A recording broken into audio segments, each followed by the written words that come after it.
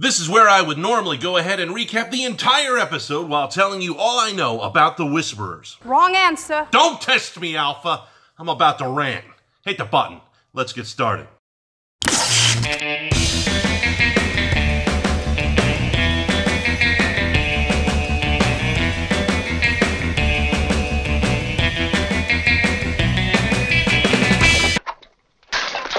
The Walking Dead.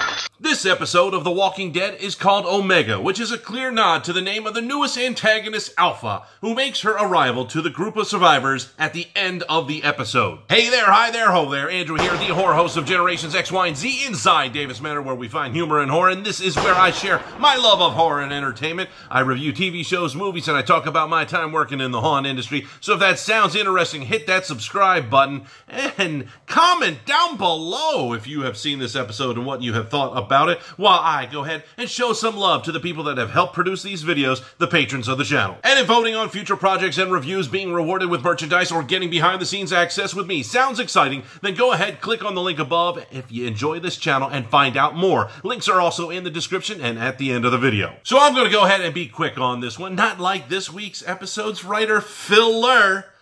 Yes, ladies and gentlemen, he is back. This episode is junk. The group that I affectionately call the Inepts go ahead and find Luke and Alden's horse being eaten by walkers, and the horses were sliced and gutted from the Whisperers, and Tara convinces the Inepts that they gotta go home and regroup with more people. We then go ahead and see Portrait of a Serial Killer Henry go ahead and talk to prisoner Lydia, but I'll get more into that later. It's now getting dark, and Yumiko wants to go back out with less people that they had before because logic. And Magnus says not to tick off Hilltop and to go out with a bigger group in the morning. Then we get more of Lydia talking about her mom and dad, but I'll get back to that later. We then see the Inepts deciding to break out of Hilltop, just the four of them. And then Portrait of a Serial Killer Henry talks to Daryl outside the prison, and we find out some crucial information. Daryl was beaten as a kid. Daryl was beaten? Wow, I mean, who would have thought? He and Merle, they look like they come from the posh life, being trust fund babies and all. Then we get back to the Inepts, and you can hardly see them because it's so dark, and Yumiko decides that they should all go back when it's light and have more people. Why? Why is this in the script? Why are you doing this to your audience? Kelly is upset, and I get that because she wants to stay and find Luke because Luke found her when she's lost, but this whole thing is stupid because Yumiko was the one that wanted everybody to go back out again, and then, let's all go back in. What is she, part cat? And speaking of stupid things, Portrait of a Serial Killer Henry decides to take Lydia around for a tour at Hilltop. I think to myself, this guy should be clobbered for that decision, as Lydia almost does me a solid by taking him out. But she doesn't. Why? I don't know. She feels guilty for giving him worms. Oh, this show! Please get better. It is like the only decent episodes that are on this series anymore are the season's premiere and finales of the season and mid-season. Lydia tells another and different backstory of her and Alpha for the 5th time. To be honest, I don't know if that's actually a true count or not. I stopped counting after 5. But I'll get back to that in a moment. And we start wrapping things up by seeing Yumiko apologize to Tara for making foolish decisions about going out and coming back again. Personally, I think the writers should be apologizing for this. And then we see the Whisperers briskly walking up to the Hilltop gates, and in a very Governor-type feel, Alpha shows that she's not like the previous big bads, the characters like Governor and Negan. What a great ending! Too bad I had to wait close to an hour for a solid 3 minutes of this episode.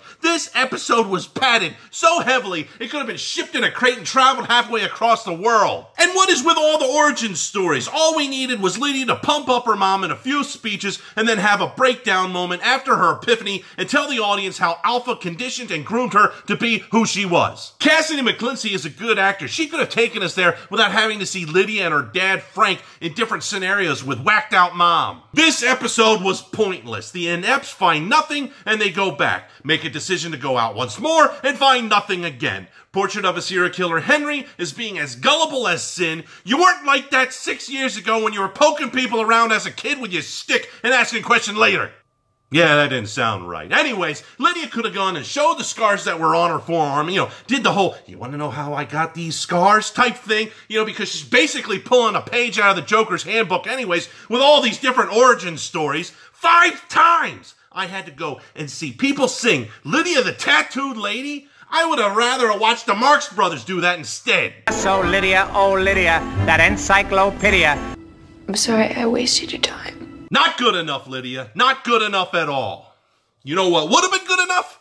If you would have hit that subscribe button and then the bell icon. That way you'd be part of the notification squad and get notified the moment that I upload. And I will see you in the next video.